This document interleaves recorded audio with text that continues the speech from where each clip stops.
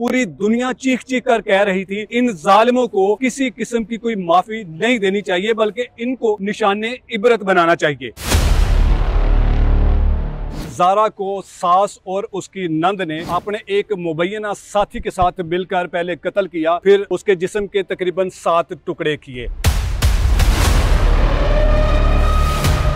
क्या हमारा कानून ऐसे दरिंदों को प्रोटोकॉल देने के लिए मौजूद है?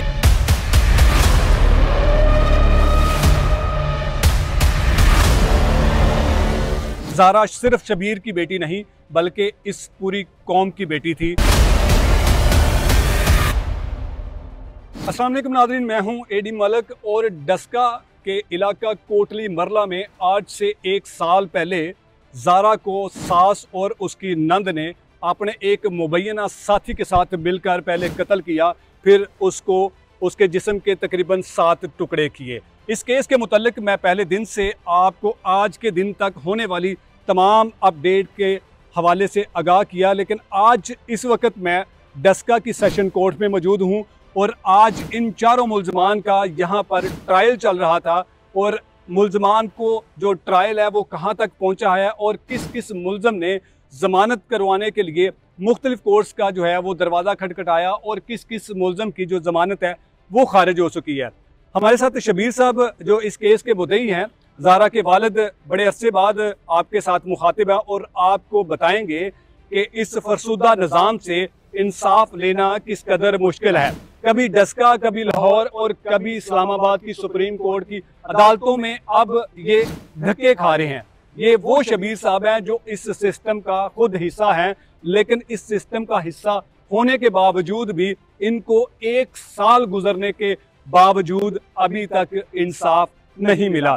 आज जब हम इस अदालत में पहुंचे तो मुल्ज़मान के भी हमने यहाँ पर जो है उनके कुछ क्लिप्स रिकॉर्ड करने की कोशिश की। वो चूंकि अगली वीडियो में हम उसके बारे में मजीद डिस्कस करेंगे कि मुल्ज़मान को इस अदालत में जब हम पहुंचे, जब मुल्ज़मान को बख्शी खाना में इतला दे दी गई कि यहाँ आज आप लोगों की कवरेज करने के लिए लाहौर से मीडिया पर्सन आए हैं, तो इनको पुलिस ने जो शहाना किस्म का उस दरिंदे को प्रोटोकॉल दिया, जब वो वीडियो देखेंगे तो यकीन करें आप भी सवाल उठाएंगे कि क्या हमारा कानून ऐसे दरिंदों को प्रोटोकॉल देने के लिए मौजूद है या फिर ऐसे इंसान जो मुद्दई हैं जिनकी बेटी को कत्ल कर दिया गया उनको इंसाफ फराहम करने के लिए या फिर इनको प्रोटोकॉल देना चाहिए। शबीर साहब से बात करते हैं और जानते हैं कि किस किस मुल्ज़म ने कहाँ किस अदालत में ज़मानत के लिए रजू किया। शबीर साहब आपका बहुत शुक्रिया।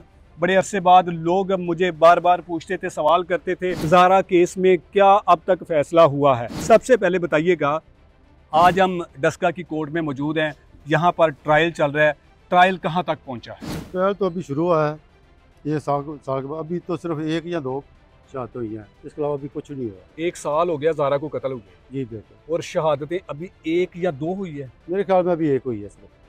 अच्छा, कौन सी शहादतों की अदालतों को ज़रूरत होती है ऐसे मुल्ज़मान को निशाने इबरत बनाने के लिए? ये पाकिस्तान है, शहादतें जो केस है वो तो पहले क्लियर है, जो किया हुआ है बिल्कुल, और ये पाकिस्तान में शहादतें जरूरी होती हैं। यहाँ इंसाफ लेने के लिए आपको मजीद कितना भागना पड़ेगा?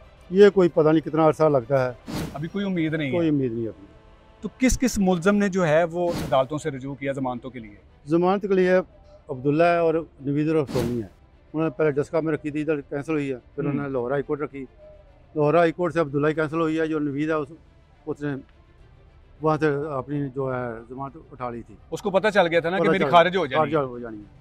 ठीक तो है, जो अब्दुल्ला वो अब सुप्रीम कोर्ट चला गया, वहाँ रख लिया उन्होंने। शबीर साहब, इनके पास इतने बड़े बड़े वकला को फीसें देने के लिए पैसा कहाँ से आ रहा है और ये सुप्रीम कोर्ट तक के जो रास्ते हैं वो कौन बता रहा है? ये पाकिस्तान की जो है इनके इलाके के बड़े लोग हैं वही दिखा रहे हैं इनका रास्ता। तो जो अब सुप्रीम कोर्ट तक जो अब्दुल्ला का वालिद है वो बाहर से पैक मारा है, वो इटली के यूरो जो हैं वो यहाँ पर बांट रहा है कि किसी तरीके से मैं अपनी सास को भी, अपनी बीवी को भी और अपने बेटे को भी निकाल सकूं। जी बिल्कुल। तो जो दरिंदा नमाज शख्स जिसका शायद आज पहली बार ये थोड़ा सा चेहरा आपको देखने को नजर आए, इसके पीछे कौन सी ताकतें हैं? यही है जो सुगना है ना, हाँ। ये सब कुछ यही है, ये जेल से वही करा रही है जो कुछ। तो यहाँ अदालतों में कौन इनके केस की पैरवी के लिए आता है?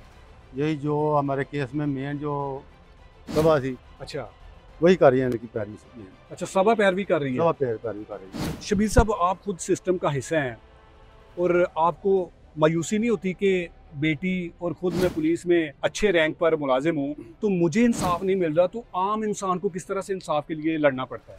देखे तकरीबन 1 साल हो गया है, इससे ज़्यादा और क्या मायूसी हो सकती है। अभी तक कोई पता ही नहीं किया इसका कोई हो रहा है अपना, कुछ भी नहीं अभी तक हुआ। अभी तक शादी नहीं हुई तो बकाया क्या होना है। पैसे भी आप खर्च कर रहे होंगे ना, जाहिर बात खर्च है। कर रहे हैं। कितना का अब तक खर्चा हो चुका है? तकरीबन 25-30 लाख अभी तक खर्च कर चुका हूँ। नाज़रीन, 25 से 30 लाख तक शबीर साहब, जिनकी बेटी को बेदर्दी से कत्ल नहीं बल्कि पूरी इंसानियत के टुकड़े किए गए, और 25 से 30 लाख रुपया अभी तक लगा चुके हैं, लेकिन अभी इनका केस 1 से 2 शहादत हुई है। न जाने अब ये ट्रायल कब तक चलेगा।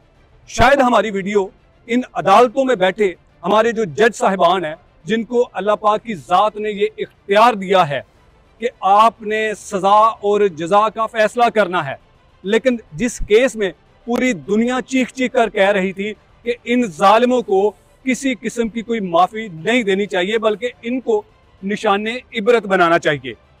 अब देखना यह है कि कब तक ये अदालतें इस मेरे मजलूम भाई को जलीलो ख्वार करेंगी और ऐसे मुल्ज़मान को हमारा कानून जो है वो प्रोटोकॉल देता हुआ नजर आएगा। शबीर साहब, इस्लामाबाद में भी आप जा रहे हैं, जी बिल्कुल। वहाँ पर आपके लगता है कि जो मुल्ज़म अब्दुल्ला है उसकी ज़मानत खारिज हो जाएगी या फिर वहाँ से जो है वो ज़मानत मंजूर हो सकती है?